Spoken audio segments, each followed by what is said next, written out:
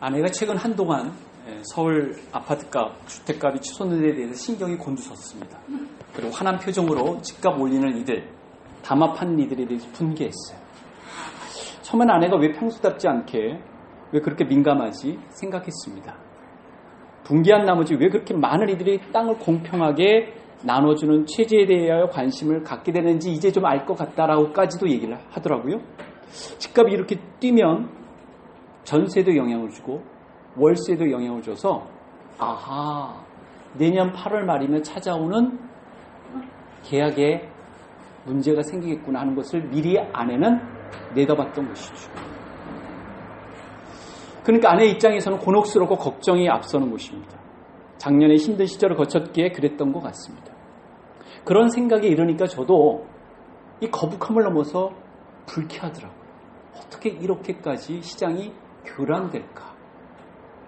누군가는 불어난 돈으로 인해 신이 나겠지만 누군가는 그로 인하여 살아가는 일에 염려를 하는 사회, 그것은 하나님 바라시는 사회가 아니고 우리가 모두가 꿈꾸는 사회가 아닐 텐데, 시장이 허용하는 방식으로 누군가가 정당하게 그것을 얻는다면 누가 비난할 수 있겠습니까마는 비윤리적인 그리고 법을 벗어나는, 위법하는, 탈법하는 방식으로 부를 축적한다면 그것은 온당하지 않기 때문에 우리가 관심을 기울여야 되지 않을까 하는 생각을 갖게 되는 것이죠. 여러분, 사람이 어딘가에 머물러 사는 일, 이 거주에 관해서요, 성경이 분명한 지침이 있다는 것을 아십니까?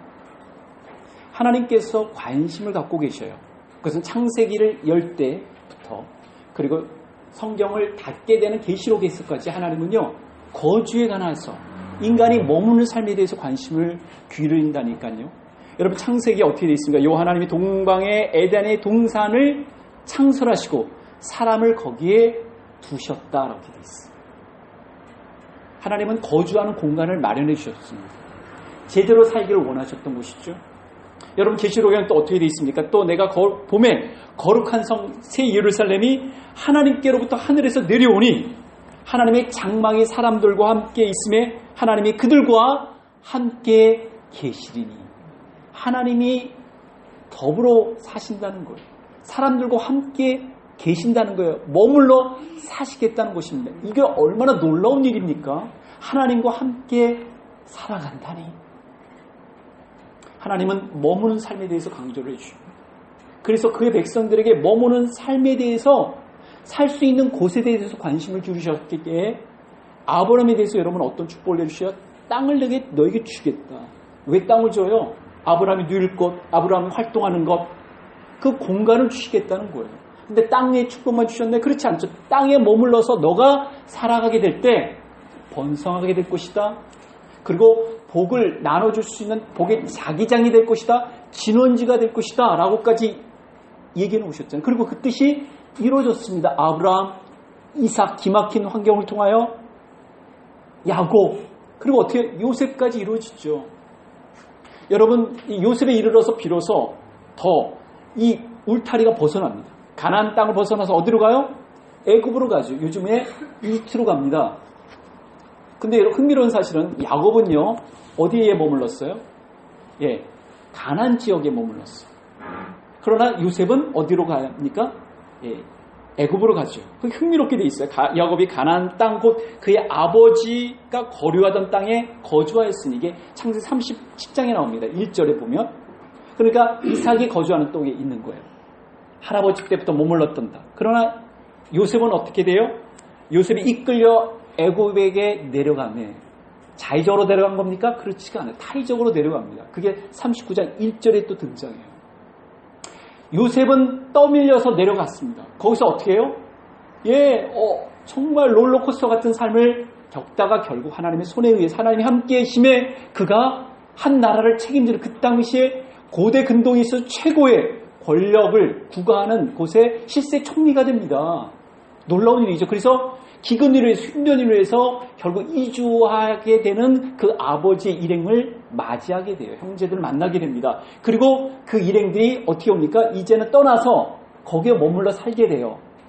그래서 이제 야곱과 함께하는 그 형들 루벤부터 해가지고 쭉 형제들이 같이 어떻게 머물러 살아서 어디까지 머물러 삽니까? 고센 땅에는 이집트의 고센 땅에 머물러 살게 되죠.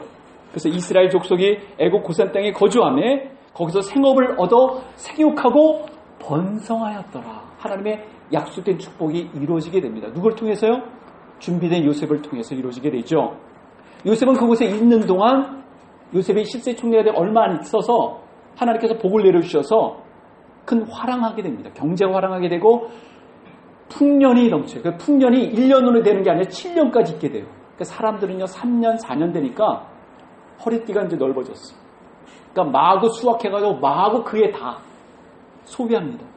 근데요 첫 해부터 요셉은요 7년 프로젝트를 가동시킵니다. 그래서 첫 해부터 나온 수확물을 갖다가 다 곳곳에 비축시켜 우리나라로 치면 인천, 수원, 원주, 대구, 부산, 목포, 광주 이런 데다가 다 비축시켜 놓습니다.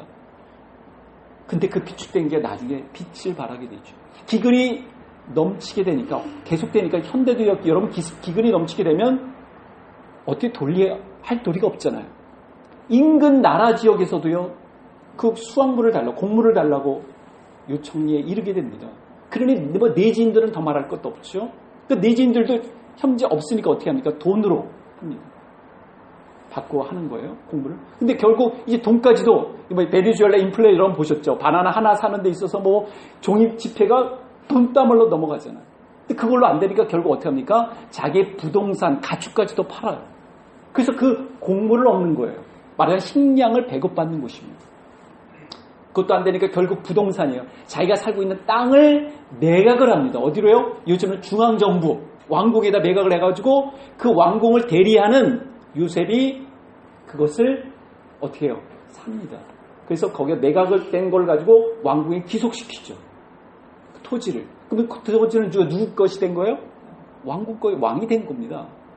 그러면 이제 그 토지에서 이제 소위 이제 장롱하는 이들이 어떻게 해야 합니까? 그 수확물에 대해서 세를 내야 되잖아요. 세를 매깁니다. 몇 퍼센트 매긴지 아시나요? 5분의 1, 25%. 요즘으로 치면 꽤 높은 거죠. 25%면. 근데 그 당시 고대 근동에 있어서는 33%에서 3분의 1이 기본이었어요. 그거에 비하면 훨씬 그죠? 자유롭게 한 셈입니다. 여튼 그렇게 요셉이 그걸 하면서 토지 개혁, 토지 세법을 합니다. 그게 사실은 우리가 창세기 41장에 거쳐서 2장, 47장에 등장하는 내용이에요. 이제 시간이 흘러서 하나님께서 야곱의 후손인 이스라엘 백성들이 불어나가지고 이제 어떻게 합니까? 그 고센 지역부터 해가지고 쫙 뻗어나가니까 누가 위협을 느낍니까? 이집트 왕궁과 관리들과 그곳에 있는 지도층에 있는 사람들이 위협을 느껴가지고 어떻게 합니까? 박해를 합니다. 핍박을 합니다. 더 넓혀지지 않도록, 확장되지 않도록, 풍성해지지 않도록, 번성하지 않도록. 그래서 그 핍박이 너무나도 힘드니까 결국 그 원성이, 그 하소연이, 그 한탄이 하늘에까지 올려요. 하나님께서 급기야 때를 이루시고 어떻게 합니까? 보낼 자를 보내죠. 준비시킵니다. 누구를 준비시키죠? 왕궁에서 성장했던 모세를 준비시켜서 그 백성들을 끄집어냅니다. 애굽 땅, 애굽의 집 종되었던 그 집에서 너희를 이끌어내겠다. 애굽의 집이라는 표현을 써요. 종된 집이라는 표현을 씁니다. 그래서 자유로운 백성이 되게끔 하는 거예요. 누구를 섬길 수 있도록? 하나님을 섬길 수 있도록. 어디서요? 약속된 첫 아브라함, 이삭, 야곱이 거류했던 곳으로 되돌려주기 위한 것입니다. 그 지역에는 그 당시에 누가 살고 있습니까? 가나안 족속들이 살고 있었어요. 가나안 족속들 어떤 족속들입니까? 폐역하기 그지없는 족속들. 여러분 이런 의구심 가졌을까? 왜 하나님께서 그 가나안 족속들을 몰아내고 굳이 이스라엘 백성들을 끼워 거기다 살게 하셨을까? 이유가 있는 거예요. 여러분 가나안 족속들을 하나님 보시기에 폐역했기 때문에 온당하지 못했기 때문에 그들을 싹 치우고 새롭게 모범이 된 그의 백성들을 그곳에 정착시켜서 보란듯이 열방을 향하여 거룩하고 온전한 백성이 되게끔 하려는 하나님의 거룩한 구원의 계획이 있었습니다. 근데 여러분 아시다시피 그 오랫동안 굳어진 완고해진 강팍해진 이스라엘 백성들의 습격 때문에 습관 때문에 행동 패턴 때문에 그들이 40년 동안 계속 지난한 훈련을 받잖아요. 반역했다가 불순종했다가 결국 1세대들은 못 가고 여호수아와 갈렙 빼놓고는 그 다음 세대들이 이제 유순유순하게 가능성 있는 세대들이 그 땅으로 나가는 것을 우리가 보게 됩니다. 하나님께서 그런 이스라엘 백성들을 인도해 나가실 때 흥미로운 점은요, 하나님이 그들과 함께 하셨다는 거예요. 그들을 이굽의 땅에서 빼내실 때부터 정착할 때까지 하나님이 그들과 함께 하셨다는 것을 매우 인상적으로 출애굽기에서 보여줍니다. 여호와께서 그들 앞에서 가시며 그들의 길을 인도하시고 비추사 진행하게 하시니 떠나지 아니하시느니라. 하나님은 이런 분이십니다. 우리 앞서서 가시고요, 길을 비춰주시고요, 함께 하시는 그분이십니다. 하나님께서 그들과 함께 하신 결과를 성경은 내 하나님께서 이 40년 동안을 너와 함께 하셨으므로 내게 부족함이 없었느니라.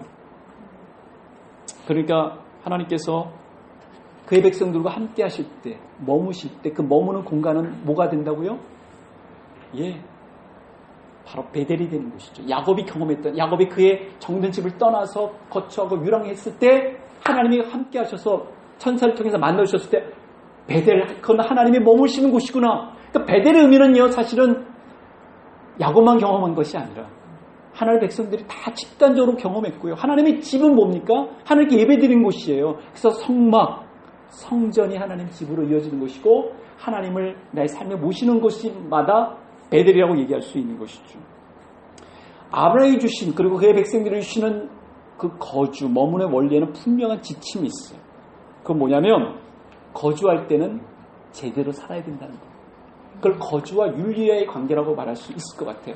그의 백성들이 해야 될 도리가 있다는 곳입니다. 여호와께서 너희가 가르치라고 명하신 명령과 규례와 법도니 너희가 건너가서 차지할 땅에서 행할 것이니 곧 너와 내 아들과 내 손자들이 평생에 내 하나님 여호와를 경외하며 내가 너희에게 명한 그 모든 규례와 명령을 지키게 하기 위한 것이며 또 뭐예요? 내 나라를 장구하게 하기 위한 것이라. 이게 신명기 6장 1절 2절 우리가 지난번에 가서 통독했을 때 읽었던, 우리 귀에 댔던 그 말씀입니다.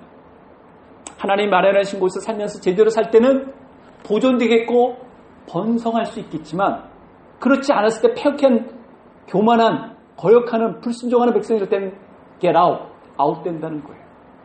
그 거주에서 살지 못한 채 나와야 된다는 것을 분명히 여호수아서 23장에도 나타나 있습니다. 만일 너희가 너희 하나님 여호와께서 너에게 명령하신 언약을 범하고 가서 다른 신들을 섬겨 그들에게 절하면, 여러분 이 우상 숭배를 경고하셨습니다. 여호와의 진노가 너에게 미치리니 너에게 주신 아름다운 땅에서 너희가 어떻게 해요? 속히 멸망하리라. 멸망하는데 아주 그 속도가 빠르다는 것입니다. 그러니까 여러분, 하나님의 백성들은요, 속히 은혜도 받지만 속히 징벌도 받을 수 있다는 것입니다. 하야할 도리는 해하는 이스라엘 백성들이 약속하신 땅에 들어가게 돼서 그 약속한 땅에 들어가서 거주하며 살게 될 때는요, 놀라운 축복이 기다린다는 사실을 여러분 아십니까? 그 이후 세대를 누리는 혜택과도 관련이 있는데 내 하나님 여호와께서 내 조상 아브라함과 이삭과 야곱을 향하여 내게 주리라 맹세하신 땅으로 너를 들어가게 하신다는 거예요. 내가 건축하지 아니하는 크고 아름다운 성읍을 얻게 하시며 내가 채우지 아니한 아름다운 물건이 가득한 집을 얻게 하시고요. 그리고 내가 파지 아니한 우물을 차지하게 하시며 내가 심지 아니한 포도원과 감람나무를 차지하게 하사 그것도 배불리 먹게 하실 때라고 되어 있어요. 여러분, 하나님이 하신 분은 유형이 어떻습니까? 맹세하신 땅으로 들어가게 하시고 성읍을 얻게 하시고 집을 얻게 하시며 우물을 차지하게 하시며 포도원과 감람나무를 차지하게 하사 우리가 살아가면서 생존력, 생활비 그리고 생필품들을 조달할 환경을 주신다는 겁니다. 여기는 분명한 신앙규범, 신앙윤리가 있어요. 근데 뭐라고 말씀하시는지 너희는 조심하여 너를 애굽 땅 종되었던 집에서 인도하여 내신 여호와를 잊지 말고 네 하나님 여호와를 경외하며 그를 섬기며 그의 이름으로 맹세할 것이니라고 되어 있어요. 그런 말씀을 주신다며요. 그러고 나서 어떤 경로가 뒤따르냐면 너희는 다른 신들 곧 내 사면에 있는 백성들의 신을 따르지 말아라.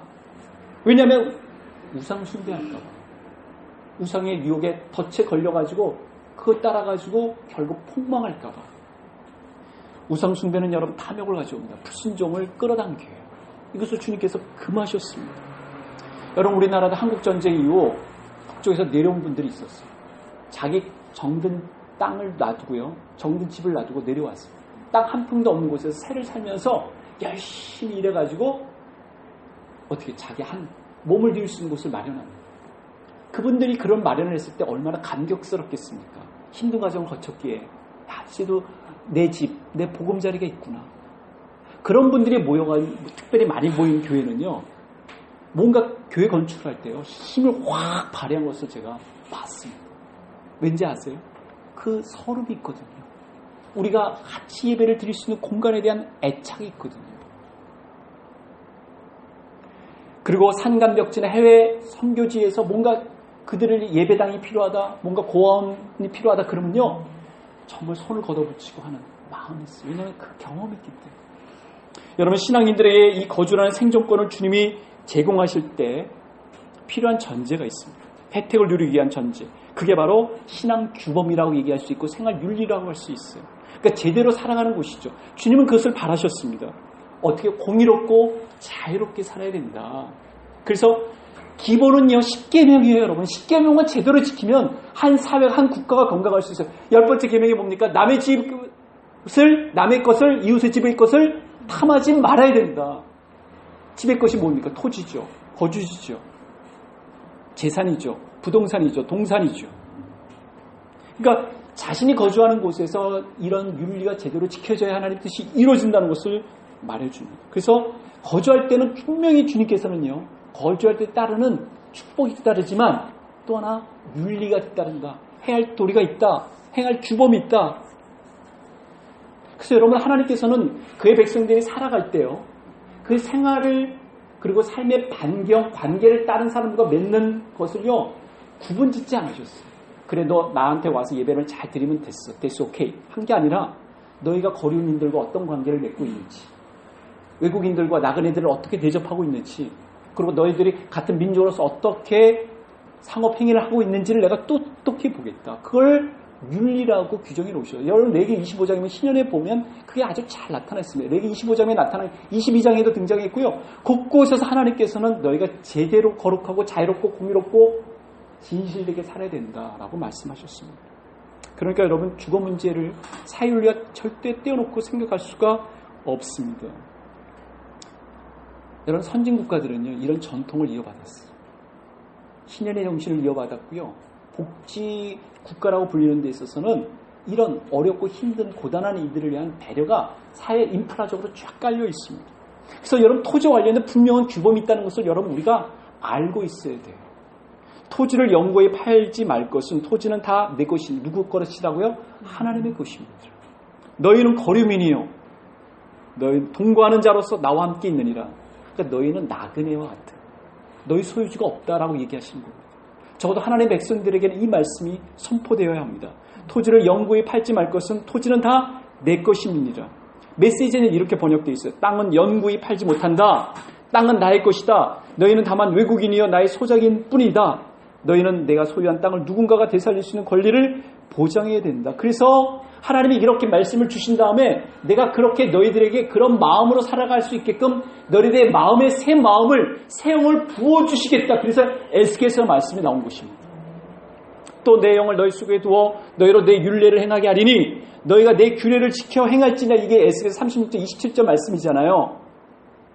토지에 대한 규례를 따르게끔 하겠는데 토지에 대한 탐욕을 저버리게 하겠다. 동시에 그거는 탐욕은 버리고 이웃사랑을 마음을 갖게끔 하시겠다는 뜻입니다. 내가 너희 조상들에게 준 땅에서 너희가 거주하면서 내 백성이 되고 나는 너희 하나님이 되리라. 28절 말씀입니다. 여러분 어떻게 우리가 하나님의 백성이 되고 그분은 우리의 주 하나님이 되십니까? 우리가 거주하는 땅에서 제대로 규범과 약속을 지켜 살 때 가능하다는 거예요. 이 약속이요 그냥 빈 공간에서 주어진 것이 아니라 사회적 맥락 가운데서 주어졌다는 사실을 잊지 마셔야 합니다. 내가 너희 조상들에게 준 땅에서 너희가 거주하면서 너희는 내 백성이 되고 나는 너희 하나님이 되리라.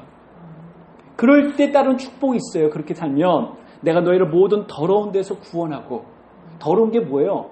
우상 숭배하는 자들이 행하는 탐욕에 물든 찌든 것들을 다 독소들을 빼내겠다는 거예요. 곡식이 풍성하게 하여 기근이 너에게 닥치지 아니하게 할 것이며. 에스겔 36장 29절. 여러분, 우리 또 보릿고개를 건넜고요. 우리의 선대들이 IMF도 거쳤어요. 그리고 어떻게 합니까? 지금의 어려운 시기를 또 통과합니다. 그런데 놀라운 사실은 하나님의 백성들은요, 그 IMF 때 절망 가운데서 일어선 백성들이 생겨났어요. 여러분, 이름을 대면 다 알만한 화장품계에서, 식품계에서 그분들이 다 IMF 때 주저앉았던 사람들이에요. 근데 그 가운데서 하나님께서 놀라운 길을 열어주시는 것을 보게. 물론 그런 식으로 극적으로 비약한 사람들만 예를 들어서 조금 그러긴 하지만 우리 모두가 다 간증이 있는 거예요. 이사야 32장 16절부터 20절에 보면 그때의 정의가 광야에 거하며, 표현이 너무나도 극적이고 그죠? 시적이죠. 공의가 아름다운 밭에 거하리니 공의의 열매는 화평이요 공의의 결과는 영원한 평안과 안전이라. 이게 이사야 32장 16절 17절에 나온 내용인데요. 여러분, 이게 뭡니까? 여러분, 광야에도 황막한 곳에도 하나님의 정의가, 원리가 적용된다는 것입니다. 그렇게 되면 누가 평안함을 누리게 됩니까? 국민들, 하나님의 백성들이 누리게 돼 있어요. 내 백성의 화평한 집과 안전한 거처와 조용히 쉬는 곳에 있으려니와. 이사야 32장 18절 말씀. 그때 비로소 안전을 누리는 거예요. 여러분, 사회가 흉흉하면요, 인심이 흉흉하면요, 마음들 불안해.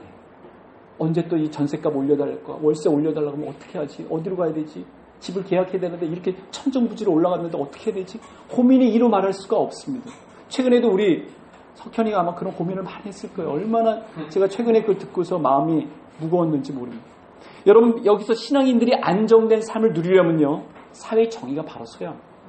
개인의 윤리가 바로 잡혀져야 되는 것이죠. 그런 의미에서 우리는요, 칼바르트가 뭐라고 얘기했습니까? 그리스도인들은 한 손에는 성경을, 단 한 손에 뉴스페이퍼, 신문을 갖고서 사회 속에서 하나님의 뜻을 이루려고 일하는, 제 표현식으로 하자면 그런 것 아닙니까? 여러분, 헌법 32조 3항에 어떻게 되어 있어요?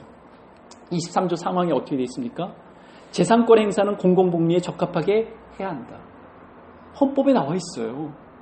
즉 국가는 토지가 한정적 자원이기 때문에 공공의 복리에 맞게끔 활용돼야 되는 거예요. 이게 원래 헌법에 딱 등재되어 있다니까요. 토지에서 발생하는 지대는 그래서 개인에게 사유될 수 없고 사회 전체에 향유되어야 된다라고 말한 사람이 헨리 조지, 19세기 경제학자이자 실천가였어요. 이분 크리스천입니다. 헨리 조지가 끼친 영향이 얼마나 큰지 모를 겁니다. 우리나라에까지도 영향을 끼쳤어요. 나중에 제가 50회 때 그 부분을, 토지 공개념을 잠깐 언급하면서 말씀드릴 텐데, 여러분, 영국에서 윌버포스가 등장해가지고 노예 제도를 격파했잖아요. 미국에는 헨리 조지 같은 사람들이 있어서 이 토지 공개념에 그나마 정신이 어느 정도 일정하게 지금 움직이고 있는 것입니다.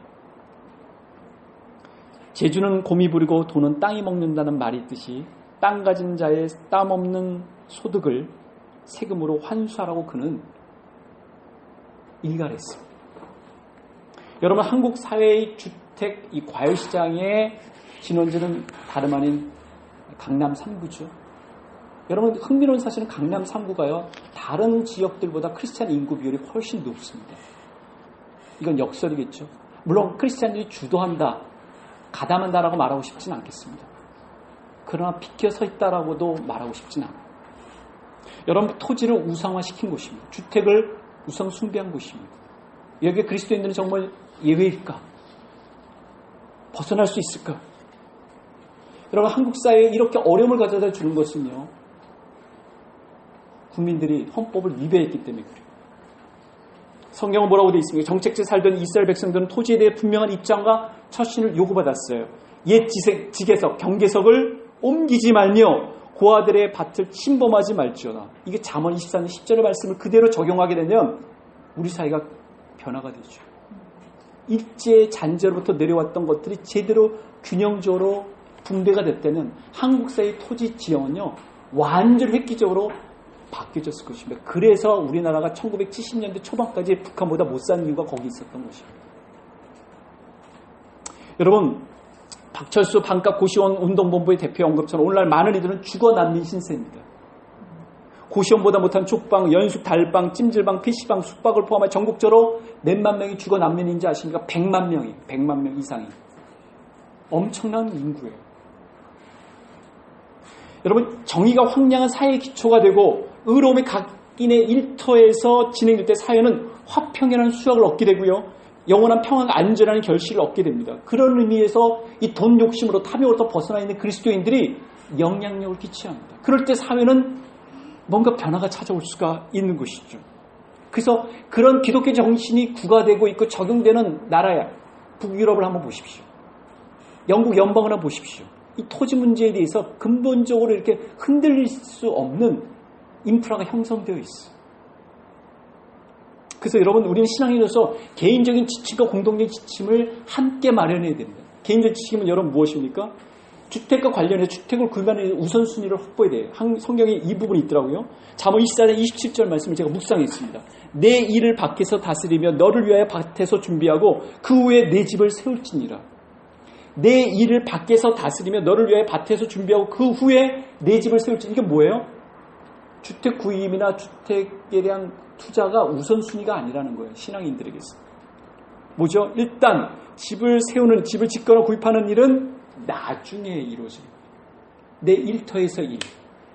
그리고 내가 주어진 일들이 다 이루어진 다음에 이루어지는 것이다. 그래서 누가복음 14장의 28절에 보면 예수님께서 망대 프로젝트를 얘기하신 이유가 있습니다. 너희 중에 누가 망대를 세우고자 할진데 자기의 가진 것이 준공하기까지 족할는지 너희가 먼저 앉아 그 비용을 계산하지 않겠느냐. 집을 여러분 구입하거나 내가 전세를 할 때 이거에 따라서 준비해야 되지 않겠습니까? 근데 사회는 뭐라고 얘기했죠? 아니야, 이것부터 해야 돼. 오르면 너 안 돼. 그 시기를 놓치면 어떻게 돼요? 그 혜택으로부터 비켜서게 되라고 얘기하는 것이죠. 근데 하나님께서, 주님께서 이렇게 말씀하셨어요. 이 망대 프로젝트를 하시면서 어떤 말씀이냐? 누구든지 자기 십자가를 지고 나를 따르지 않는 자도 능히 되지가 못하리라. 왜 이 망대 얘기를 하면서 이 말씀을 하셨을까요? 그럼 이 말씀도 하셨어요. 이와 같이 너희 중에 누구든지 자기의 모든 소유를 버리지 아니하면 어떻게 해요? 능히 내 제자가 되지 못하리라. 내 제자가 되지 못한다고 얘기하셨어요. 그러니까 소유권을 주님께 돌려놓지 않으면 지고 탐욕이라는 우상숭배로부터 벗어나지 않으면 예수님께 충성할 수 없다는 것입니다. 여러분, 망대 프로젝트는요, 딱 들으면 알았어요. 사람들이. 근데 이걸 나를 따르려거든 어떻게 해요? 십자가를 지고 그다음 내 제자가 돼야 되는데 어떻게 해야 된다고요? 자기 모든 소유를 버리지 아니하면. 소유권으로부터 자유롭지 않으면요, 토지가 내 것이 아니라고 인정하지 않으면, 그리고 내 건물이나 내가 거주하는 것이 하나님께 속해 있다는 것을 인정하지 않으면 예수님을 따르기란 폭이라도 어려울 것이다. 인자는 머리에 둘 곳이 없는데 정말 주님께서는 홈리스 신세처럼 남은 3년간의 공생에는 그렇게 보내셨잖아요. 그분이 이렇게 말씀하시는 거죠. 물론 신자들은 자신의 거주나 주거를 의미 있게 사용하려고 하는 의도도 성경은 권장하고 있습니다. 말하자면 이게 인구가 불어났어요. 이스라엘 백성들이 고센 땅에 거하면서 인구가 불어졌을 때 어떻게 합니까? 지역이 계속 넓어지지 않겠습니까? 그래서 보통 이제 세 줄에 9기둥을 세워놓거든요. 이게 천막에. 근데 그게 이제 넓혀지는, 이게 이스라엘 백성들이 정착할 때는 굳이 천막이 필요하지 않고 이제는 우리로 치면 흙담으로 이제 집을 짓게 되는데, 근데도 불구하고 이런 은유적인 메타포적인 말씀을 주셔요.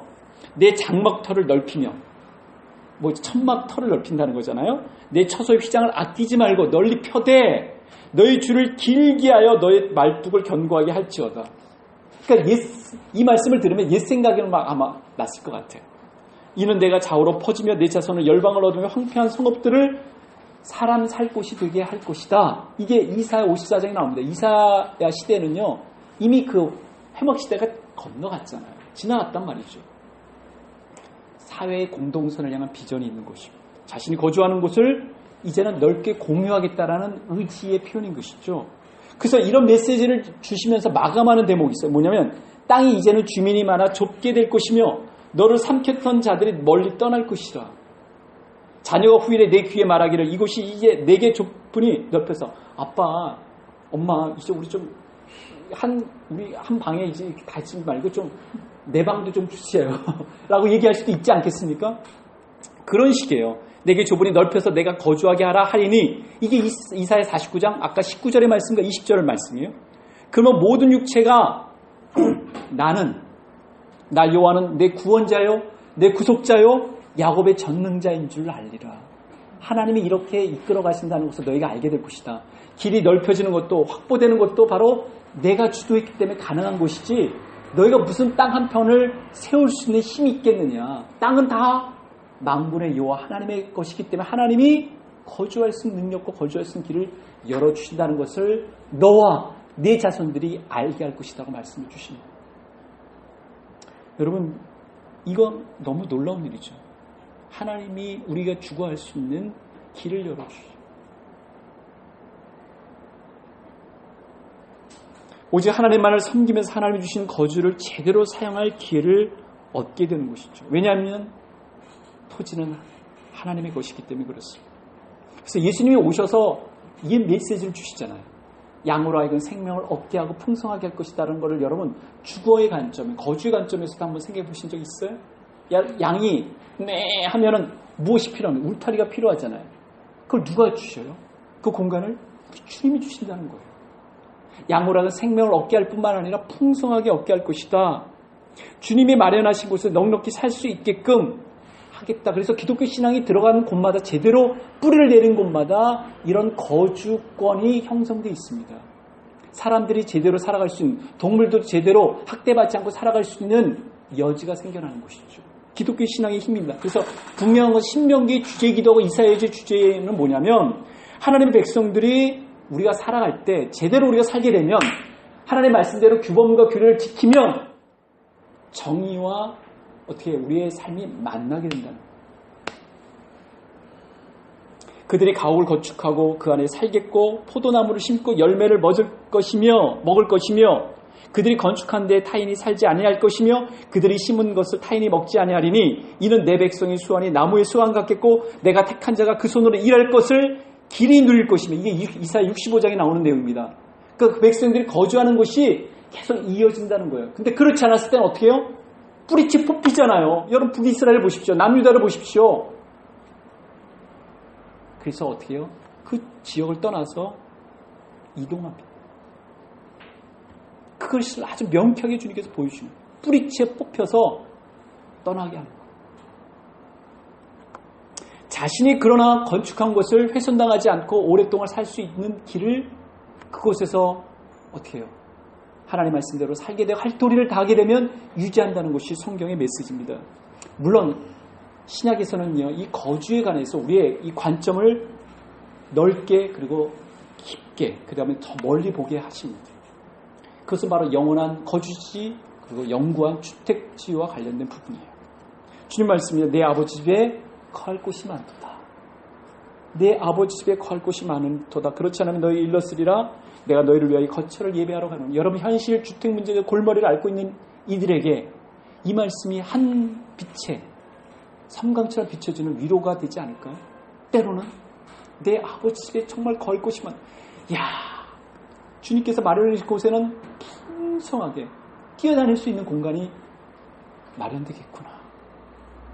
그러면서 이어진 말씀, 가서 너희를 위하여 거처를 예비하면 내가 다시 와서 너희를 내게로 영접하여 나의 있는 곳에 너희도 예수님이 계신 곳이라면 그것이 얼마나 좋을까.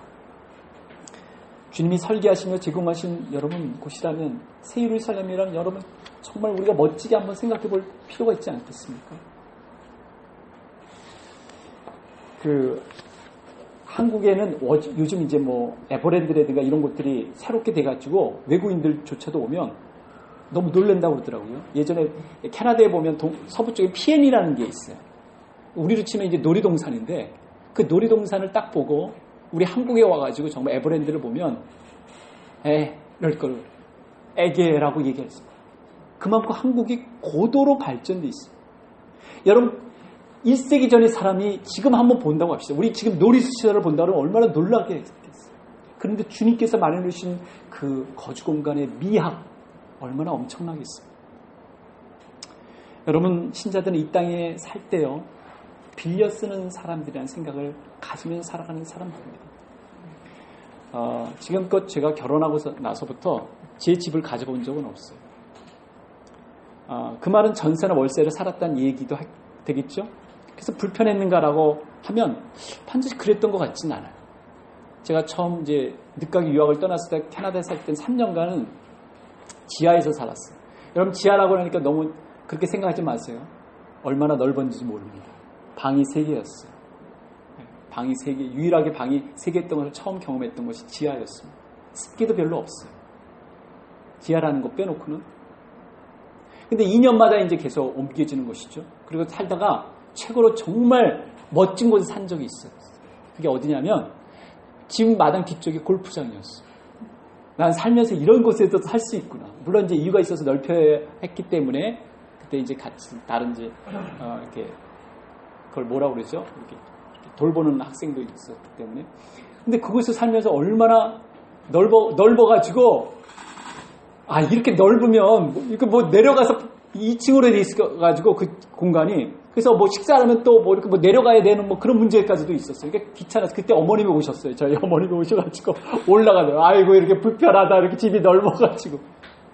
근데요 거기서 우리가 금요일날 우리는 금요 기도회를 했어요. 한 20명에 가까운 사람들이 거기서 모임을 하셨고요. 수요 또 모임도 거기서 했어요. 놀라운 일이죠. 집에 공간을 충분히 활용했습니다. 그리고 여기 이제 캐나다 한국으로 영국 귀국하기 전에 살았던 곳은 2층 집이었어요. 저희 세 사람이 살만한 곳이었습니다. 방 2개 있었고 그 다음에 이제 그 거실이 있었어요. 그곳에서 살면서도 크게 큰 불편함 못 느꼈어요. 왜냐하면 그곳에 1층에 있는 집을 전도했기 때문에 그렇습니다. 우리를 세줬던 곳을 전도해가지고 그 가족이 이제 우리와 같은 영적인 가족이 됐는데요. 그러다 보니까 그 몇 년간의 캐나다는 월세거든요. 월세 개념이고 우리 전세 개념이 없기 때문에 월세를 냈던 것이 전혀 아깝지가 않았어요. 그렇게 이제 훈련을 하다 보니까 집이라는 것이 빌려 쓴다는 게 아내나 저에게 이렇게 딱 박혀 있는 것 같아요. 주택에 머물면서 중요한 건 내 마음이라는 생각을 갖게 됩니다. 내 마음의 불편함은요, 아무리 궁중구걸이랄지라도 어떻게 해요? 불편해요. 그러나 내 마음이 천국이면 한 뼘 누워있는 이 공간도 행복한 곳이 되는 것이죠. 여러분, 뭐 제가 목회자이기 때문에 그렇게 살아가는 것일까? 뭐 그럴 수도 있을 것 같아요. 그러나 신앙인들 모두가 이렇게 살았으면 좋겠다는 생각을 갖습니다. 그러니까 말하자면 집을 우리가 굳이 소유하지 않아도 된다는 의식을 가지면서 살면 얼마나 좋을까? 집은 거주는 공유하는 것이지 내가 갖는 것이 아닙니다.